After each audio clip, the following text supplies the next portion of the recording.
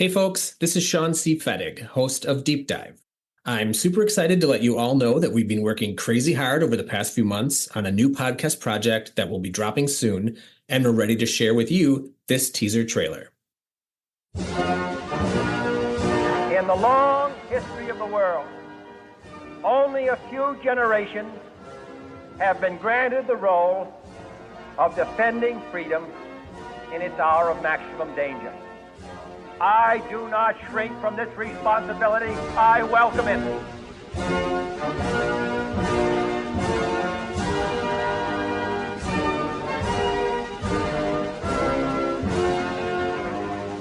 The patriots of 1776 did not fight to replace the tyranny of a king with the privileges of a few or the rule of a mob. They gave to us a republic, a government of and by and for the people, entrusting each generation to keep safe our founding creed.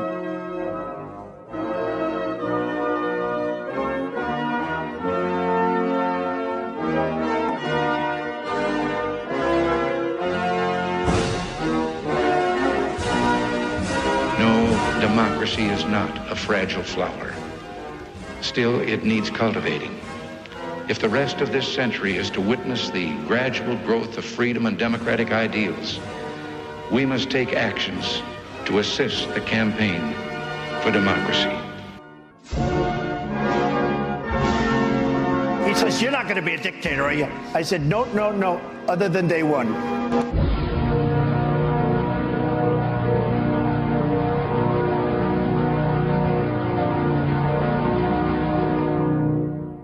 After America, a Sea Tree Media podcast production coming this spring. And you just have to find a way to plug in to what has to be done. And even if you don't know what needs to be done, it's okay. Just show up. I mean, I say that sort of at the end of the book. The most important thing you could do is show up. Go to the demonstration, attend the meeting, go to the rally, visit the hospital, call your mother. I mean, just do it. Do it once, and everything else will follow. You will discover in conversation people who have other ideas and like, oh, maybe we could do this. And that's the way forward. But you have to take that first step. And what they are really, really trying to do is overwhelm us with so much bad news and so much stuff that it just freezes us. And we must fight that. We must unfreeze ourselves and still move forward.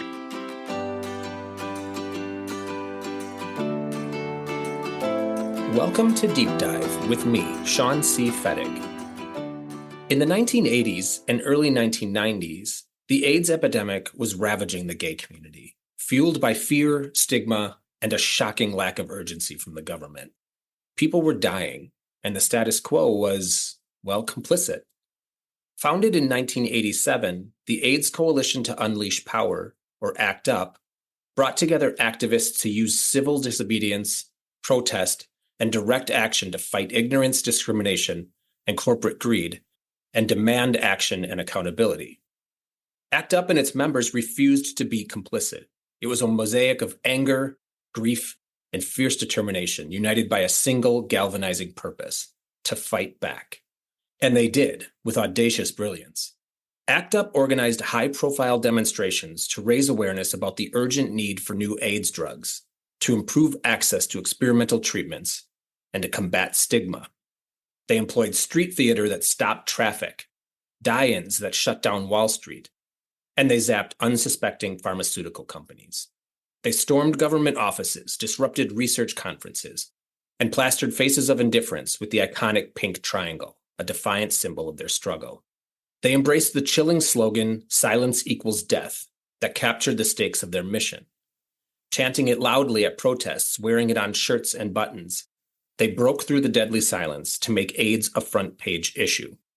Through this creative activism, ACT UP fundamentally changed the way America saw AIDS and spurred faster research and reform. Though many members tragically died of the disease, ACT UP saved countless lives through their tireless advocacy. My guest today is one of ACT UP's critical members, Ron Goldberg, known as ACT UP's chant queen. His clever, catchy chants became a signature of their protests, from drugs into bodies to History Will Recall Ronald Reagan has the blood of our brothers on his hands, Goldberg's chants cut to the heart of the injustice and channeled the rage of the community into action. Ron's award-winning book, Boy with the Bullhorn, chronicles the ACT UP movement, its origin story, its tragedies and its successes, its legacy and its impact. And it does so with intense compassion, fierce conviction, a lot of heart, and a fair share of cheek.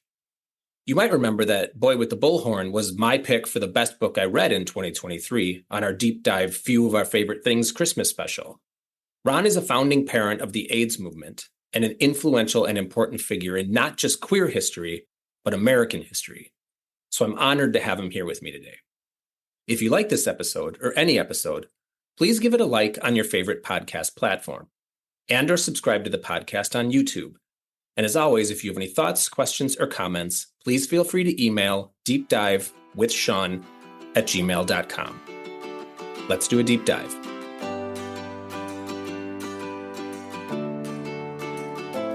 Ron, thanks for being here. How are you? I'm good. I'm good. Good. So you may not be aware, but last week for our deep dive Christmas special, we did our favorite things of 2023.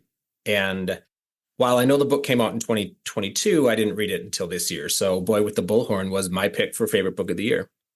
Oh, wow. That's great. Thank you. Yeah, I've read really great books about people and events in history. And, I've read really great biographies and autobiographies. And I think it's really rare to find a good book that is both a personal story, but also really captures important events in a way that isn't filtered kind of subjectively through someone's own experience, or too subjectively anyway. And I think Boy with the Bullhorn is one of those rare exceptions. It's just so good. It's educational, but it's also personal. I think it's devastating and uplifting, and it's cheeky and it's sweet. It's just such a good book about you and others, our founding parents in the AIDS activism movement. So I'm really honored to have you here. Oh, thank you. Let's call the interview there. That's fine. And that's a wrap. That's a wrap. That's excellent. Thank you. I don't need to hear anything else.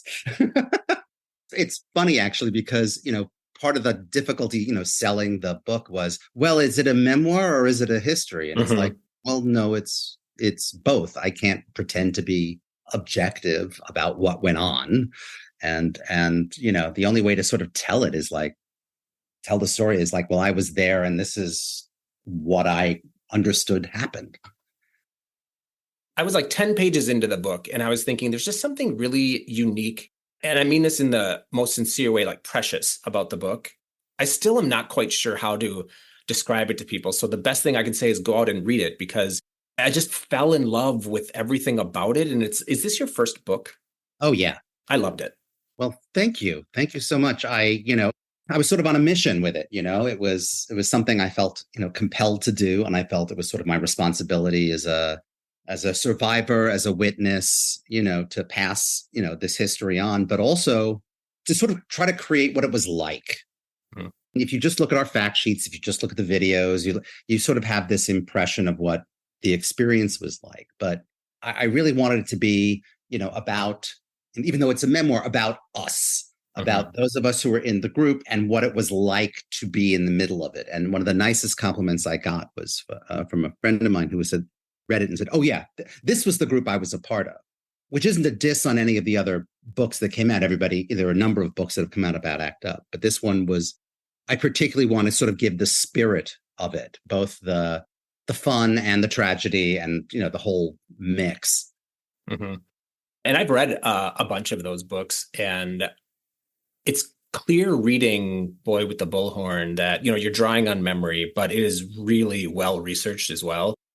And it did make me wonder, this is kind of ancillary. We haven't really laid the groundwork yet, but I do want to ask, as you were doing this research, you were exposing yourself. I would almost assume it's kind of like visiting the past. Like you were exposing yourself to a lot of, I'm sure there had to be some nostalgia, but also pain in not just the event as black and white on paper, but I'm sure you were going back and looking at videos and you were seeing people you probably hadn't seen in a while and maybe even chatting with them again.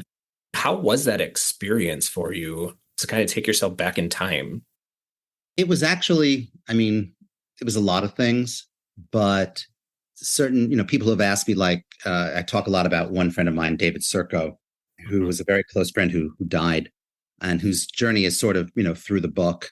The reality was I got to spend time with him again through this. I mean, there was certainly some painful stuff to go through. And then also sort of, digging a little deeper, into my own experiences. And I mean, I'd also worked previously on David France has a book, How to Survive a Plague, which was dumped off of his movie. And I was his research associate on that. And, when I remember first time I saw that movie, even now when I see that movie or any of the films, I'm always, searching the frame for the people who are missing.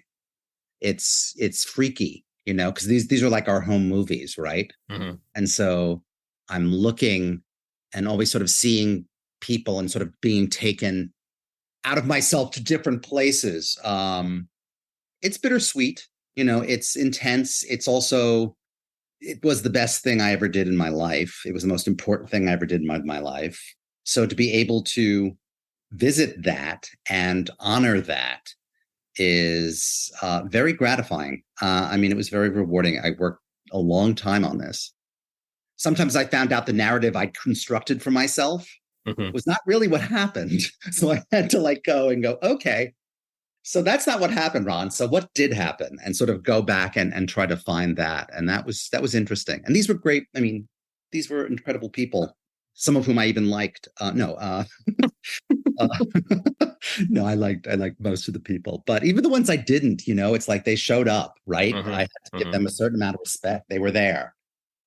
You mentioned how you remembered things, and then going back and checking the record and realizing maybe that you remembered it a little differently. And I think that's one of the reasons that I liked the book so much as both a memoir and history, is that I imagined that's what you were doing, right? I don't think most people are honest, or if people are honest about their memory, that it is a blend of how they were feeling and what was actually happening, and then, filtered through the lens of their own experience at the time.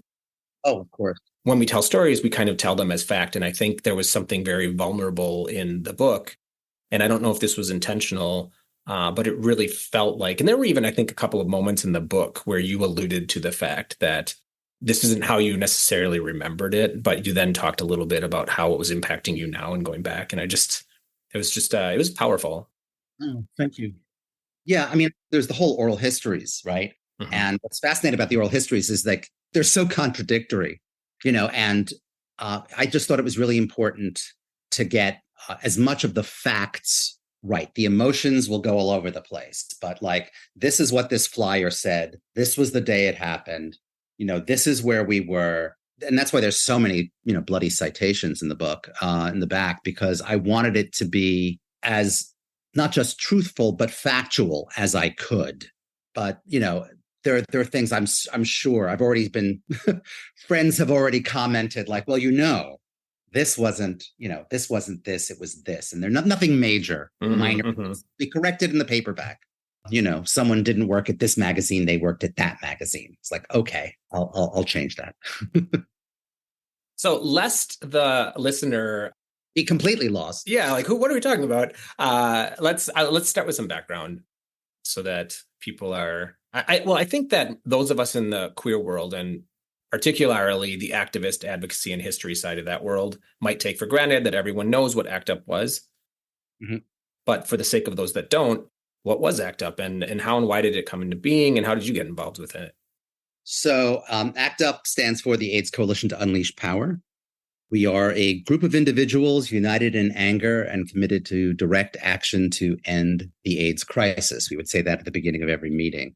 ACT UP started in 1987, in March of 1987, which is 6 years into the known AIDS crisis. Everyone quotes the New York Times article, which was July of 1981. There was actually an article in the New York Native, I think in May of that year.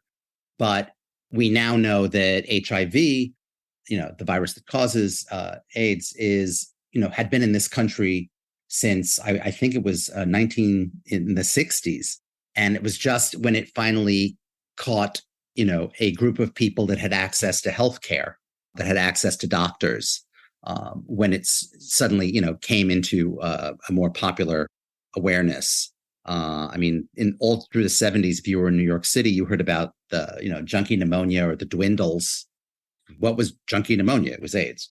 So the first groups that started, and I consider all of them activist groups. I mean, ACT UP was a street activist group. We were direct action. That was our tactic, or among our tactics. But the earlier groups, GMHC, Gay Men's Health Crisis, Shanti Project in San Francisco, Lambda did work. There were a lot of groups that were activist groups, but they were more concerned either with providing care and support because, the government didn't give a shit and no one was going to do anything. So, the community had to step in and do, or there were, empowerment groups like the PWA Coalition.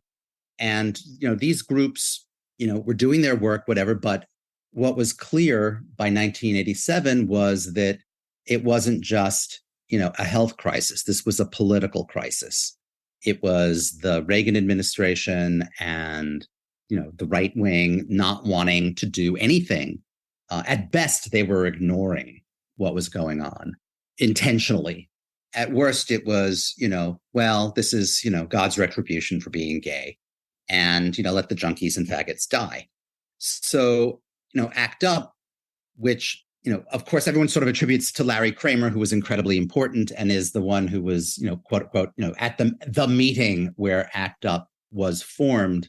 He was the speaker. There were other groups that were already sort of getting in gear for this. There was the Lavender Hill Mob, which was a group started by people who actually were involved with GAA, and the gay liberation groups, who were already starting to do some street actions.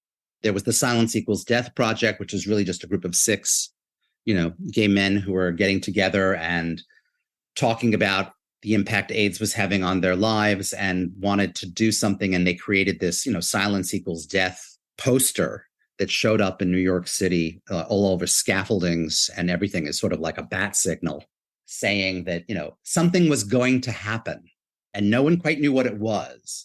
They kind of say that ACT UP grabbed onto the image and they gave it to us. We activated their poster. Hmm.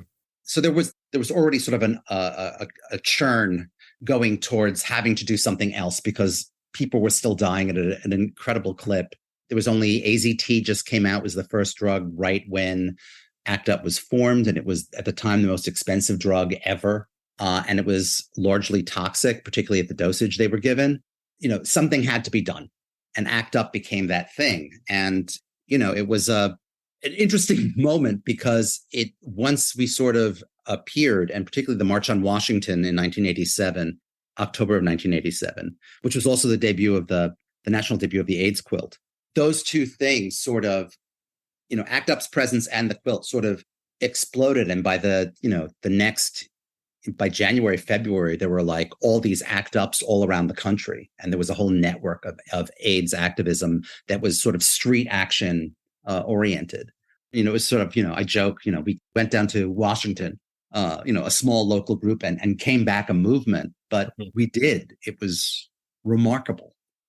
I feel like ACT UP or the advent of ACT UP and the work that you were all doing was at that time in 1987-ish, and then moving forward, was almost a schism from traditional activism in the queer community.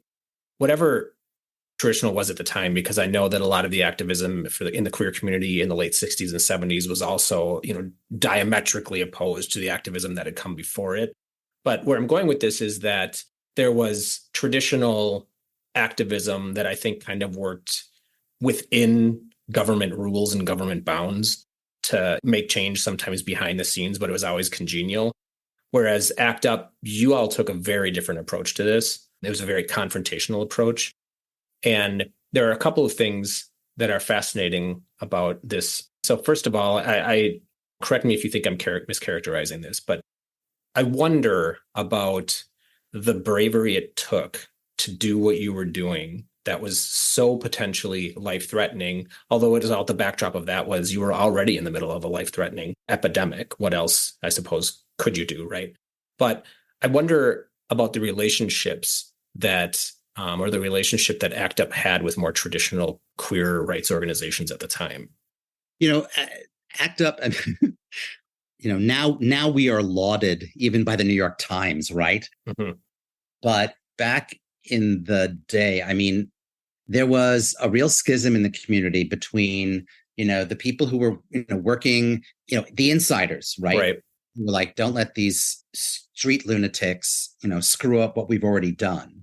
And then there were the people who were, you know, who were the ACT UP folks who were like, oh God, don't let this become a top-down, you know, organization.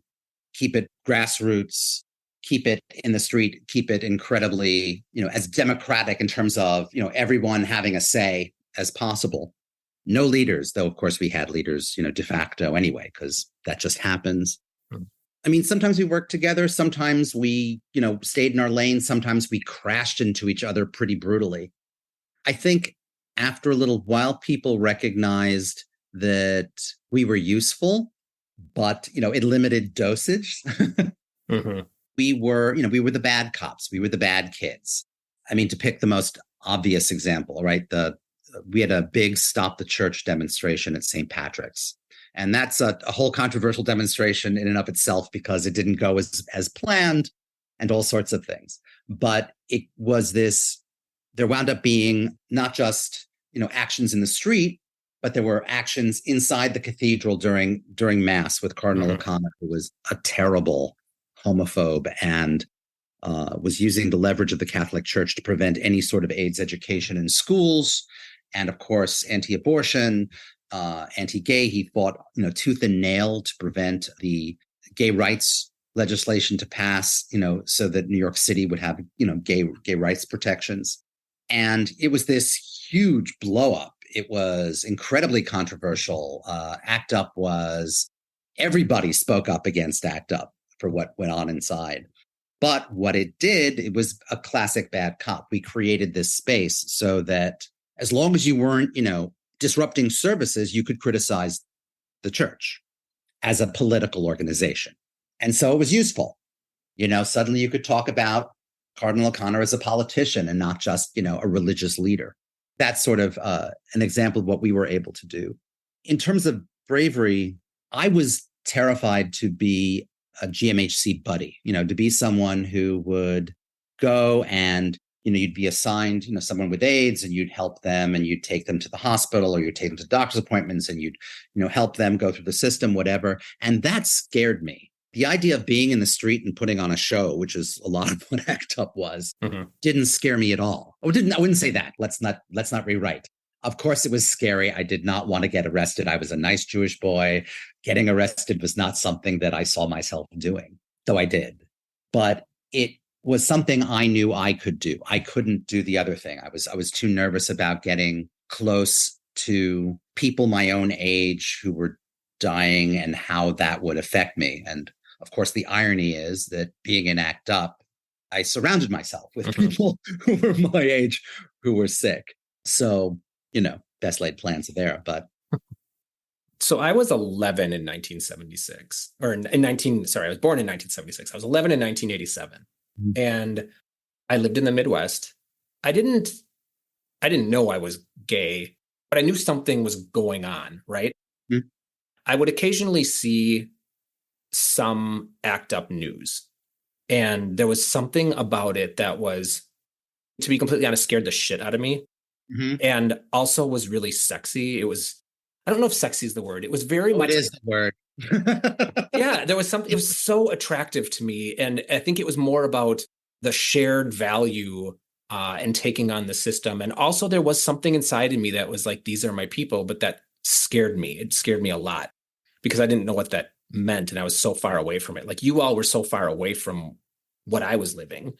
The reason I'm telling you this is because I think even from far away, ACT UP and the work that you were doing in the limited amounts of it that I was seeing really influenced the trajectory of my life and how I wanted to engage and how I would come out and when I would come out and to who I would come out. It affected my relationships in a way. I mean, I guess ACT UP and the intersection with the AIDS epidemic together, those two things affected me, right? So you're in New York when all of this is happening, right? And you're on the ground level and you're working very aggressively and you're protesting and you're not much older than me at this time. And I'm just wondering if you've ever taken stock of the way that this influenced the trajectory of your life, because I'm assuming, as you know, you said you were just a good Jewish kid. You weren't plotting out your life at age 10 or 11 thinking that this is what you'd be doing in your 20s, right? I didn't think I'd be doing this, a few years before I did it. I mean, I was going to be, I knew when I was 11 that I was going to be an actor. That's what I knew. Mm-hmm. So I was going to be in New York, and that's what I was going to do. And I was pursuing that. ACT UP completely changed the trajectory of my life. And a lot of people, I mean, I think for a whole bunch of us, I was a little older than, I want to say, the average age. We had certainly some older people. I was in my late 20s. I would say there was a good majority was probably mid 20s or early 20s. And a number of people either ACT UP sort of gave them in their life or completely derailed them, as did AIDS. I mean, again, if you were HIV positive, you thought you'd be dead. And so if you survived, that it was a shock in and of itself. I think what ACT UP did for me is allowed me to become the person I hoped I'd be. And if that doesn't sound too corny, I very early on when I was just starting to join ACT UP, I had done, another, staged reading of a play and and it was terrible, and I was terrible, and I found myself sort of resenting rehearsals because it was keeping me away from ACT UP, which was something completely unheard of for me. And I continued to, pursue it for my acting career for another year or so. But the difference between, I think for me, and I talk about this quite a bit, is, I grew up with, I'm a Jewish kid from Long Island. My father fought in World War II. So, the idea of the Holocaust and what had happened and what do you do when your community, your, beliefs, your life is threatened? How do you respond? And that was always sort of an important question for me. And, ACT UP and AIDS gave me my answer. Sometimes I feel like I rely on that too much now because the world has changed and there's a lot of other things to be upset and in the streets about. But I know for that moment that that's what I had to do.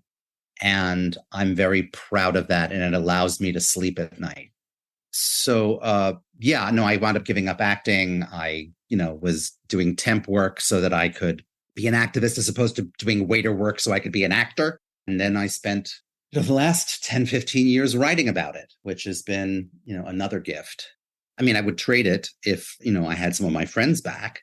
But since that's not a trade that the universe seems to be willing to make, I'm happy for the way ACT UP and the AIDS crisis changed my trajectory completely. I think it's tempting when we are somewhat removed from something, so an event of some sort or an issue or something. It's tempting to look back, and if it was successful or made some type of difference, to attach a whole bunch of ornaments to that tree. And some of those ornaments are that this was just very well planned, this was very well organized and executed. But you said something specific to the work with ACT UP, or you write something in the book. And the quote is that we were operating amidst the fog of war and often way out of our depth. Something about that stuck with me. And I think what it is that I wonder if, in looking back through this lens and assuming that this was just so well organized and that's why this made a difference, actually misses something fundamental. And that is that it's entirely possible that you can be very successful, but still also be very in the moment at the time, be very reactionary. Maybe the action that you're taking is off the cuff or it's built in the moment. Then that makes me wonder if this is true, if for some organizations or some movements, if it really is just in the moment trying to build something and react and then learning from it, becoming more organized over time, if then success in hindsight is really, or it could equally be attributed to just brute force and will on the part of the participants as it is to some type of grand strategy. And if we were to situate that with ACT UP, how much weight would you give each? I mean, it's interesting. I mean, another thing I talk about, and one of the things I was hoping the book would do, is sort of scrape the patina of expertise off of ACT UP, because people now look back at it and it's, look, we taught ourselves and we had people who helped us, teach ourselves how the drug approval system worked, how the city was working, how housing was done. I mean, we educated ourselves on a whole raft of issues. And one of our mantras was, we are the experts, which really comes down from the PWA's self-empowerment, but also from the feminist health movement, the women's health movement, which is that we know what's going on in our bodies. We are the experts. So we had to become expert. So in some ways, yes, we were experts, but, in a lot of ways, not so much. We improvised like crazy. I mean, if something went wrong, that's what we meant to do. Going back to Stop the Church, it was supposed to be a silent demonstration inside. The agreement was the ACT UP, the larger group, several thousand people were outside St. Patrick's Cathedral. Small affinity groups were going to go into the cathedral and have a silent demonstration and not interrupt Mass. Well, Michael Petella steps up on a platform, on a bench and starts screaming, and all hell breaks loose. And, in the aftermath, it's like, yeah, that's what we meant to do. That was exactly what we meant to do. Mm-hmm. Right. And look, even our quote unquote experts, our treatment and data folks who were, brilliant, the people who were really sort of getting into how, the drug approval system and at the NIH and the FDA, a number of them are still, part of sort of Fauci's, kitchen cabinet during COVID. They were still in conversation. Brilliant people. But, they were dealing with their own health situations. How rational can you be when it's your own life you're talking about? And the responsibility of suddenly being authorities on something that you weren't trained in, you just sort of taught yourself. It's terrifying. And what we were dealing with was people's lives, our friends' lives, lives of our community and others. And it's a tremendous responsibility for anybody, but particularly I was a theater major, right? What? I have no idea what I was. Science was just, Charlie Brown's teacher to me. Wow. And yet there I am, at the front of the room talking about, leading chants or doing whatever I could. We improvised a lot, but the thing is, we also met every week. ACT UP met every Monday night, and at our peak, we had like 500 people in the room on a Monday night. And then there were, the committee meetings, whether they were issues or demonstrations or whatever, so we were able to become very, very flexible in situations and react, in the moment, because we'd been doing this together for years. Everyone got, not everyone, but most people got, CD training in civil disobedience. Mm-hmm. People, were trained on the issues. We rehearsed chants. Everybody was sort of on book, right? Everyone was on, more or less on the same page, and I only half jokingly say I never felt as safe as I did in the street with ACT UP because, we built that trust, and that allows you to, yes, you're in the fog of war, if you'll excuse the military metaphor, but you've got people on the right and the left of you. You're not there by yourself. And I think that was one of our great strengths. In the book, you occasionally will decamp a little bit to your personal life. Right. And it reads a bit to me like you were maintaining, and I don't know if you were doing this deliberately, but you were maintaining a personal life that was removed from your activism. But it's also really hard to read not just your story, but anybody's story of like really intense activism in a movement, right? And not see their entire life as being this thing, right? Mm-hmm. And you just said you were meeting on a weekly basis, and in between that, you were involved in protests and projects.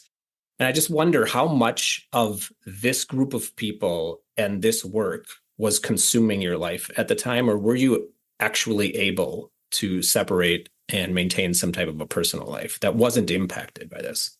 It's really interesting. AIDS was, in a lot of ways, my life.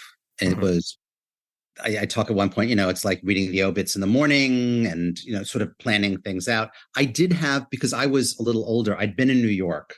I think I was, how old was I? 27, maybe 28 when I joined ACT UP. So I had friends in New York at the time, though I don't remember anything about what we did. I know I saw them. I know I was at their apartments. I know we saw movies. I know we saw plays. They're in my date book.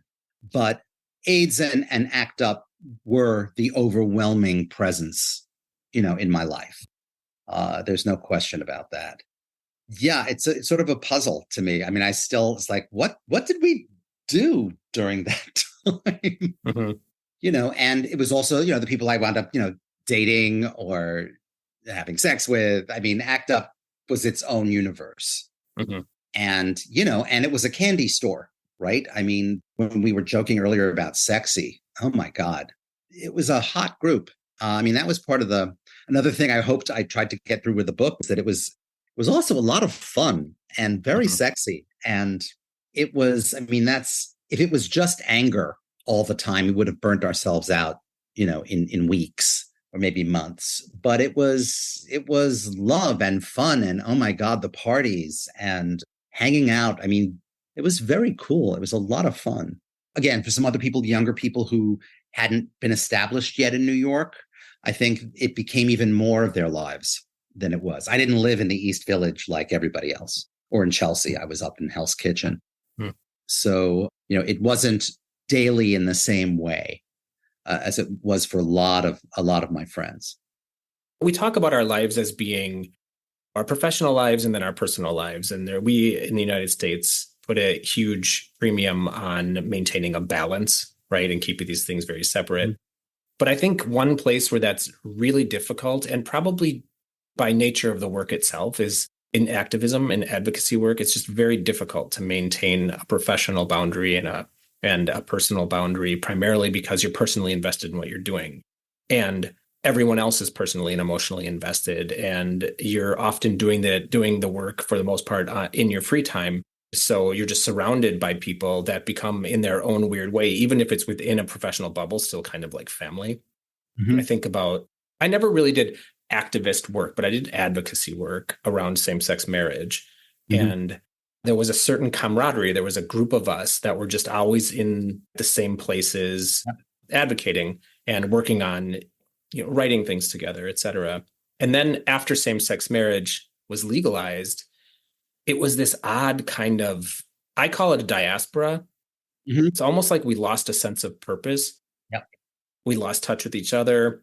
And when we do connect with each other, it's almost just reminiscent, and it's not so much proactive anymore. Where I'm going with this is, and I feel awkward saying this, it almost sounds controversial, but it's almost like living in an environment with some type of discrimination or persecution or repression or oppression, and then having a community that you connect with just gives you such a strong sense of purpose. And there can be so much love there, and it can really enrich your life in a weird way, like you're living in an environment of oppression. And then when it's gone, this is going to be an odd word to say, but there's almost like a nostalgia. Oh, yeah. I guess I'm wondering, as it relates to your work, how that lands with you, and if you've ever thought about this. Oh, yeah. The other thing that we have not talked about, and it's fascinating because, we talk about the activism, but people were dying. It was, we were losing people, our friends, the people we worked with. I mean, it was, that added another whole level to things. So when you talk about, oppression, it wasn't just oppression. It was life and death. People were dying. I mean, another aspect of, I talk about going to the meetings on Monday and then the other committee meetings. It's like, oh, and then you're also visiting the hospital before you go to the demonstration or before you go to the meeting. And, oh, and then there's the memorial. And it had that added level of things. And, people drifted out of ACT UP. People died. It was too much to act, in a crisis and at that intensity for so long takes a toll. And it took people, also a toll on people's health. People left because they weren't well. When, the drugs came, the cocktail came in 96, 97, and suddenly people were coming back to life. ACT UP scattered. I mean, it still exists, but it's much smaller. I mean, our group scattered for years. Everyone's sort of going back to their own, corners. The war was over, right? Though not really, and that's another conversation. Right. I was still friends with a couple of people, but, we all lost touch. It really wasn't until the films came out and when Spencer Cox died, where there was sort of a reunion and people sort of got back in touch. And the films, How to Survive a Plague and United in Anger, came out. And suddenly everybody was able to start revisiting that time. It was so traumatic, and sort of reconnect. And I know whenever I see someone from ACT UP, there's a very tight bond. We're not necessarily friends, but we were comrades. I mean, there is this connection that happens having been together during this very intense time. These are very special people in my life. And yes, of course, there's a nostalgia. I mean, and part of the problem becomes that the stories like ACT UP sort of blot out everything else. And there are a lot of other stories to be told. My experience as I say at one point, as a gay, white, cisgender, male with college education in New York, in the bubble of New York City, is not exactly the experience of everyone else in the AIDS crisis who has HIV or had to deal with it. There are a lot of stories out there. So there is a danger in the nostalgia because it also obscures what actually went on. All my heroes have, feet of clay. I mean, they're human, right? I mean, I think that's the interesting thing. Everybody makes mistakes. There are people who I still look up to tremendously who did something I thought was like, oh, that was really wrong. And that's okay. But better to be as truthful as one can about it. So I think it's easy to look at specific movements like, AIDS activism, civil rights, women's lib, et cetera, and then think about them or relegate them to their moment in time, kind of almost put them under glass and think about that as being an interesting thing to look back on and commiserate about or talk about. It's almost like entertainment in a way. Yeah. Kind of think about these things in an era. But we're also, I think it'd be remiss if we didn't mention that we are living through a time right now in which we're experiencing a reemergence of homophobia and racism and anti-Semitism, xenophobia, nationalism globally. But, we're really feeling it in the United States as well. And I think that I'm starting to realize that when we limit the work of people like you to just a period of time and something that we look at through glass, that we're maybe ignoring some really important lessons and strategies and initiatives that you all identified and employed and that we could be and probably should be building on today. And I'm afraid that we've lost the ability to flex that muscle now when we need to be flexing that muscle. What do you think about that? I think you're right, but I think it's fascinating to me. When I was working, I did the audiobook for my book as well. And as I was reading it through, and I hadn't really, read it in a little while, I was stunned by how much of what I was reading could have just been, about what was currently going on. I mean, all that changed was maybe the language. The whole sort of anti-woke thing is exactly what politically correct was back in the 80s, the fight against that. It's like whenever you identify that words or that there are institutional prejudices, that there are, systemic issues, and that language reinforces that, and you try to sort of correct that, suddenly the right wing, the Republicans flip that, and it's no, you're the ones who are intolerant for pointing out our intolerance. You should be tolerant of our intolerance. It's amazing how much the playbook hasn't changed. There are things that are different. I don't think you can shame people anymore, which is a pity. Ridicule still works, by the way. To ridicule someone, that still works. That gets under their very thin skin. But shaming them does not, because they have no shame. They're saying the silent parts out loud and proud of it. There are things we can learn from each other. Part of my reason for writing the book was really to share this history with younger people, and not just queer kids, though they're obviously a target audience. I think this is American history, and it's fascinating to me that the whole "don't say gay," we're not going to teach, we're going to take these books out. Queer history is not passed on from generation to generation. It's not taught in schools. It's not talked about around the dinner table. I certainly didn't hear it in my Hebrew school. How do we pass this history on? And what they're trying to do is say, no, we cannot even talk about it. And that's, a tactic that goes back. I hate to bring up the Nazi parallel, but hello. No, I think we all need to be doing that more often these days, because we're just getting, I don't know. Yeah, I just read an industry article about that too. It's like, no, it was the Marsha Gessen. Yeah. And she's like, no, if we make the comparison impossible, then what do we learn from it? Mm-hmm. I hope there are lessons to be learned. I certainly think so. I am working on piloting a workshop, sort of an activist, I call it an activist Shark Tank. It's basically how to strategize. What is your goal? Tearing down the patriarchy, excellent. Something a bit more doable in the short term. What is your goal? Who is your target? Who or what is your target? Who or what is your audience? Because that's not necessarily the same thing. It really sounds like marketing, right? What is your message? Make it I know it's complicated, make it a sound bite that I can understand. And then what is your tactic in terms of a verb to educate, to pressure, to shame, to, et cetera. And then what is your tactic? And I go through a whole bunch of nonviolence tactics and things like that, and then sort of divide people up, and they go to their corners for 15 minutes and they come back and pitch their action, and we interrogate it and try to, figure out how to refine it. But the idea is that there is no special sauce. You don't have to be an expert to do this. You just have to, have a couple of guideposts, and then think, and then get together with a bunch of people and throw some ideas around, and then just do it.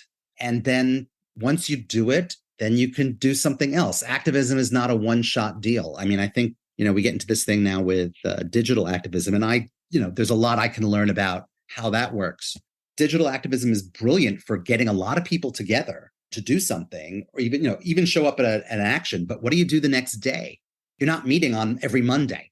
You need to be in a room. You need to be with people and figure it out together. And what's interesting about a lot of the digital stuff is actually it's very top down, right? Only certain people know what's going on. Mm-hmm. Activism is the complete opposite. We would explain our actions on the floor to everyone who attended, and no doubt the cops who were there in plain clothes. We put it up on posters. Everyone knew what we were going to do.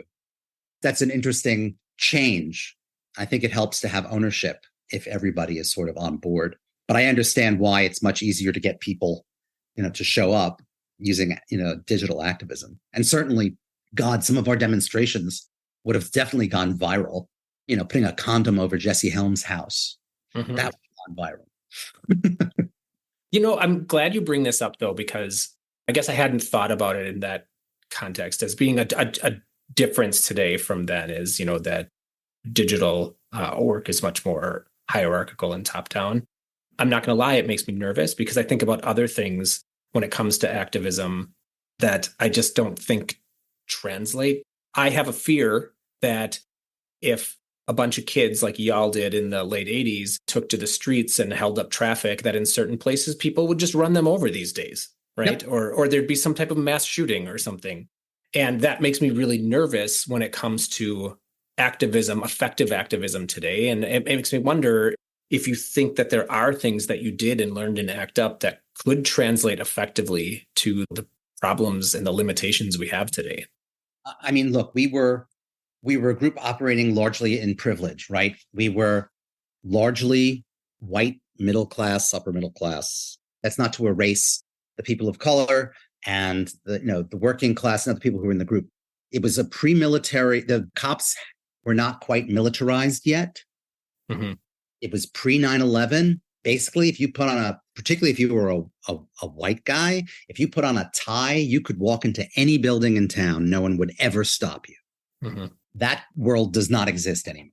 But there are ways to leverage actions. I mean, maybe you do need the big numbers to prevent it getting run over.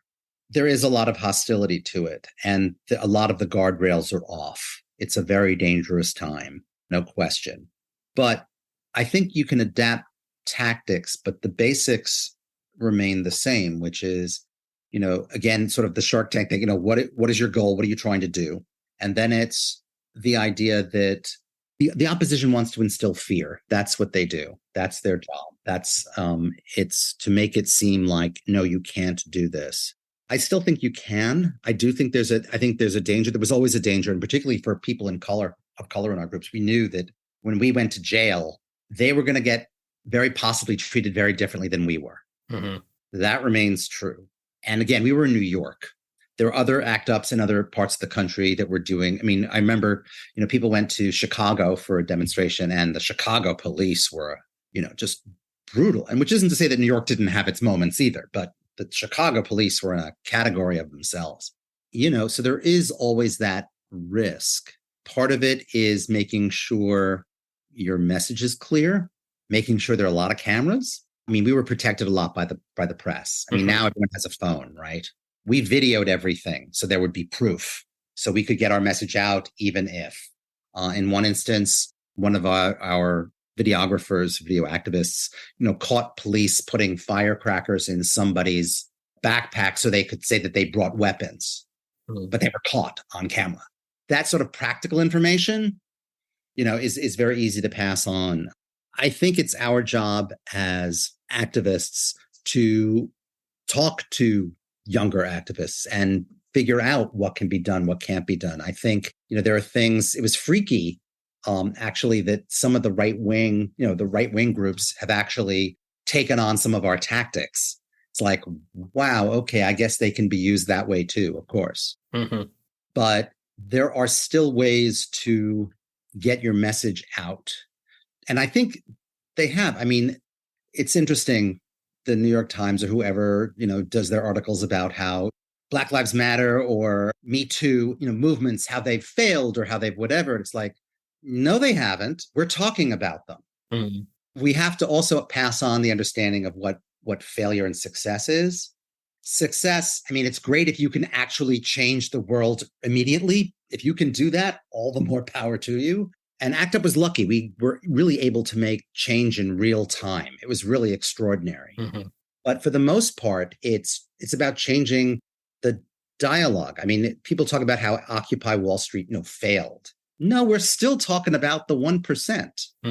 We're still talking about that. And that's because of what they did. It moved that conversation into the mainstream. It's incremental, but that's how the world works. I do think we should, as long as I've got you here, talk about the current state of AIDS funding and research. Yeah. Tennessee recently declined federal AIDS funding, and the GOP wants to curtail funding for AIDS education and treatment in developing nations. And AIDS research coming from the federal government, the United States government, is stalling. So when you look at ACT UP's legacy and you take the long view, how frustrating is this? Oh, it's, there are a lot of battles we thought we won, right? We thought abortion was legal. Yeah. There's nothing more dangerous than a cornered animal. And the religious right and all those people can see what's happening and how the world moves forward, and they don't want it to move that way. So they are going to throw everything they can in our way. And that's what they're doing. It's heartbreaking is what it is, actually.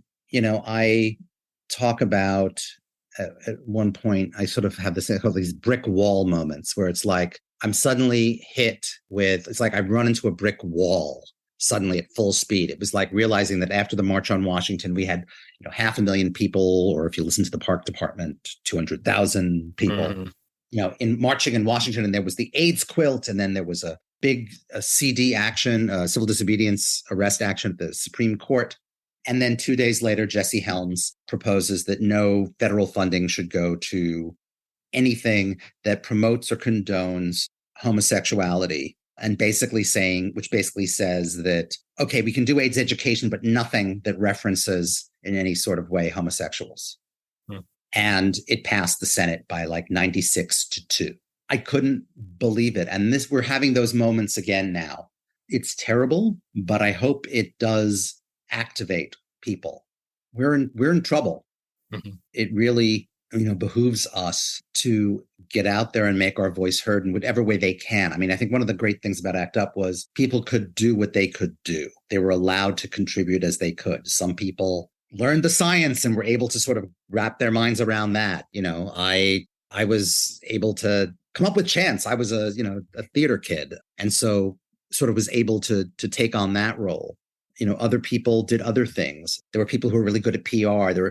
People have skills, and all of them are useful. And you just have to find a way to plug in to what has to be done. And even if you don't know what needs to be done, it's okay. Just show up. I mean, I say that sort of at the end of the book. The most important thing you could do is show up, go to the demonstration, attend the meeting, go to the rally, visit the hospital, call your mother. I mean, just do it once, and everything else will follow.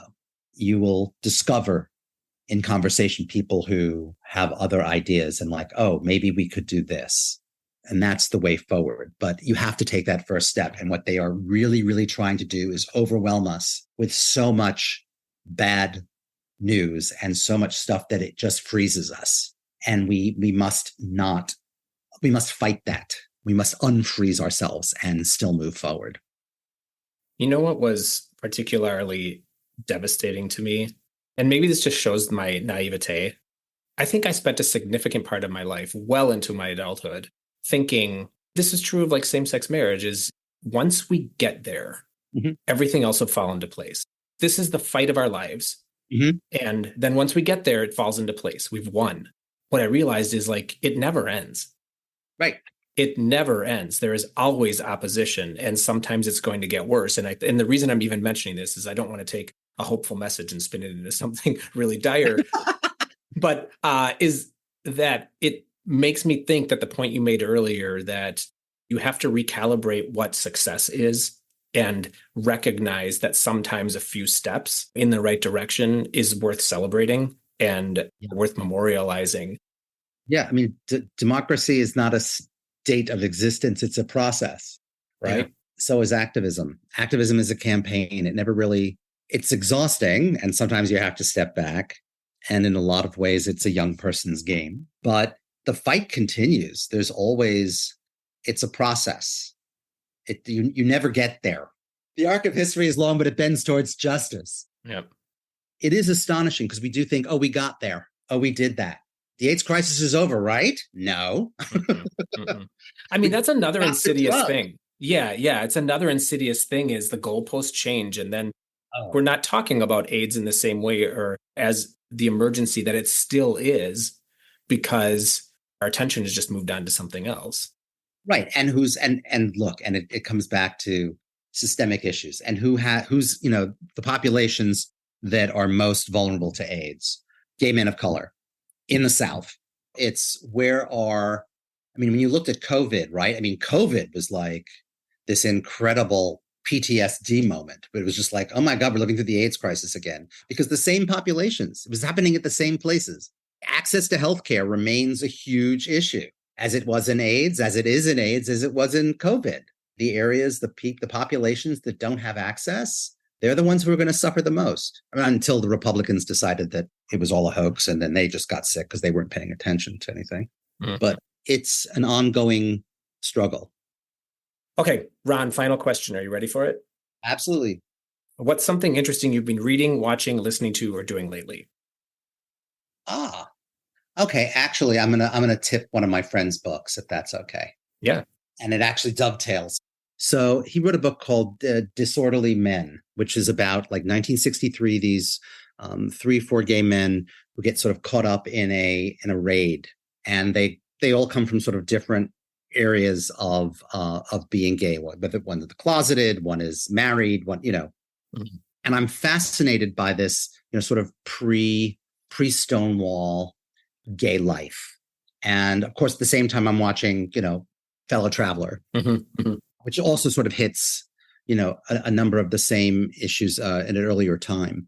I'm fascinated by how our community survived and negotiated all these difficult times. I think that's something, certainly I think people look at the AIDS history that way as well. How did we make it through there? What did we do? How did we live our lives? How did they live their lives? And I think that's, again, it's history. It gives you a respect for where we are and how far we have to go, how far we've come and how far we have to go. I find it fascinating. I find it just before those moments, just before the world changes. I mean, right now we're sort of living in sort of, a Weimar Germany moment. What do you do? Yeah. I mean, I have a long fascination with Weimar Germany. I was dancing with Sally Bowles and it was the end of the world.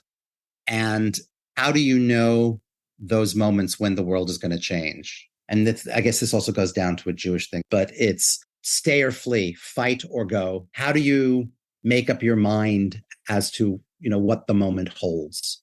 And I think that's sort of what the fellow travelers piece is. It's also what Disorderly Men is about. It's like, what do I do? How do I confront this? Do I fight? Do I disappear? Do I flee? What do I do? And I think we're at that moment, in a lot of ways now too. And I'm hoping the answer is to, stay and fight. It's so fascinating that you mentioned this, because the New Year's episode of Deep Dive is I always bring back the same past guests. Mm-hmm. One is on, he's an expert on US politics. One is on political violence, and the other is on the judicial system. Mm. And we just kind of rehash the past year and what we're looking forward to or what we're expecting in the next year. And one of the folks I had this conversation, I keep wondering if we are in the last year of the Weimar Republic, where I don't remember his name, but that really old president who wasn't that effective and couldn't stave off the Nazis. Yeah. God, is that Biden? I am wondering if this is what some Germans were going through. When is the moment where we say no?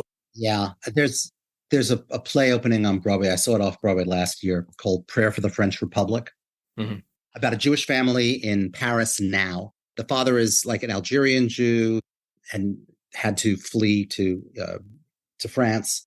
The son has suddenly decided to wear a yarmulke, wear a kippah, and gets bashed. Mm-hmm. And it kind of flashes between them, and there's the mother's side of the family had been in Paris during World War II, and there's Israel. I mean, it has all these pieces of what's going on now. And there's a line that's haunted me ever since, which is the wife basically goes, we're Jews. We leave either in suitcases or coffins. And, my trajectory, American, third generation is, you stay and fight. And that was my ACT UP lesson. But I do have friends who are talking about, I bought an apartment here in Portugal. And it's like, really? Are we here? And how will we know? And it's a question that keeps me up. Yeah. I mean, well, the scary thing is you don't know until you've probably passed the Rubicon. Right. And I think that's what the fear is. It's a difficult thing. And it also requires collective action. Mm-hmm. Everybody has to stand up and say, we're taking our democracy back or whatever. Right. And if one person does it and no one else does, well, that person's dead. Right. It's such a moral conundrum. Yeah. And, and in many ways, social media and all the stuff that was supposed to, help bring us together has actually done the opposite. Yeah, I've talked about that before too. It was shocking to me. It was supposed to be a great democratizing. It was supposed to, give voice to people that, otherwise can't find community, and it's being turned against us. Mm-hmm. Did you read Deviant's War by Eric Cervini? Yes, I did. Oh, that's such a good book too. Yeah.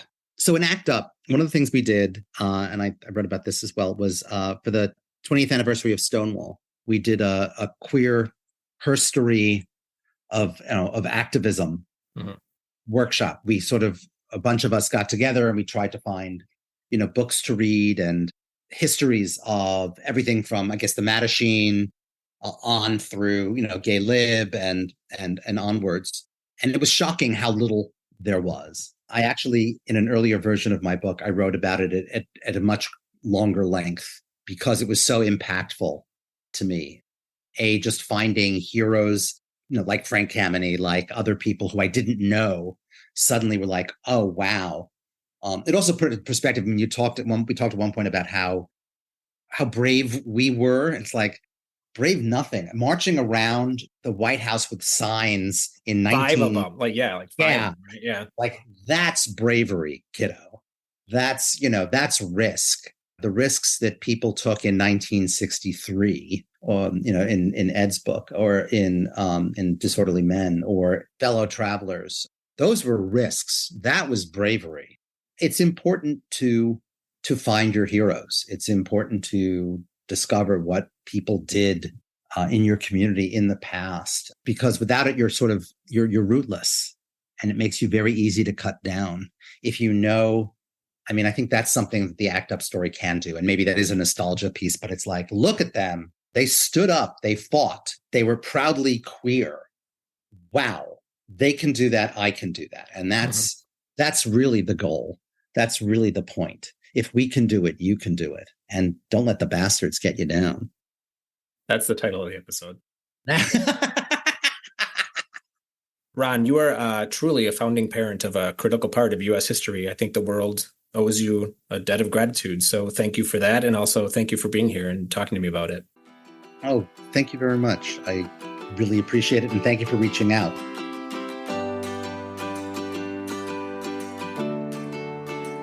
The legacy of ACT UP is not merely a historical footnote, but a resonating call to action that reverberates through time. ACT UP's unwavering commitment to challenging the status quo, advocating for those affected by HIV/AIDS, and reshaping the narrative around the epidemic has left an indelible mark on the pages of history. The impact of their bold tactics, creative and unique strategies, and unforgettable visuals, from protest chants to die-ins to blood throwing and political funerals, forced the public and politicians to finally confront the deadly reality of AIDS. But their legacy extends far beyond HIV/AIDS. ACT UP has not only propelled advancements in AIDS research and treatment, but has also paved the way for a broader understanding of the power of collective action.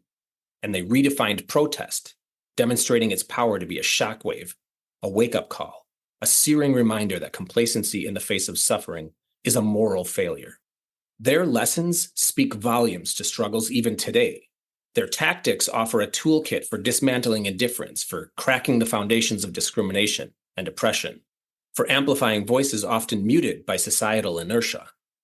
Their street theater is a blueprint for making injustice unignorable. Their chants, a weapon against denial. Their form of protest, a reminder that sometimes disrupting the status quo might even require a dash of the fabulous. In today's world, when the queer community is facing a resurgence of political intransigence, social oppression, and physical violence, we can learn from ACT UP's playbook. ACT UP's ability to use unconventional methods to amplify their message serves as a poignant reminder that creativity, passion, and a united front can be powerful tools against societal injustices. Here are some things I take away from my conversation with Ron and the work of ACT UP that can be harnessed and utilized today to combat anti-queer legislation, hatred, and violence. Embrace the uncomfortable. ACT UP knew they had to be loud, disruptive, even messy to pierce the deafness of power. Today, facing prejudice and discrimination, silence is a luxury we can't afford.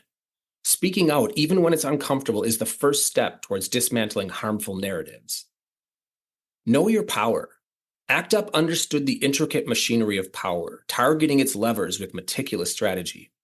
Today, understanding the political landscape, engaging with policymakers, and building powerful coalitions are crucial weapons in the fight for equality. Center marginalized voices. ACT UP's strength lay in its tapestry of diverse voices. Today, ensuring the narratives of trans individuals, people of color, and the most vulnerable within the queer community are heard is essential to crafting solutions that truly serve everyone. Celebrate difference. ACT UP reveled in its queerness, using their identities as shields against shame and swords against oppression. Today, embracing and celebrating queer identities, challenging harmful stereotypes, and fostering visibility are vital in chipping away at the foundation of prejudice. Remember, silence is complicity. Injustice thrives in the vacuum of inaction. But ACT UP showed us that anger, when channeled thoughtfully, can be a potent force for good. Their primal scream still echoes, urging us to find our own voices, to embrace the discomfort of protest, and to never, ever settle for the unacceptable. All right, as always, check back soon for another episode of Deep Dive. Chat soon, folks.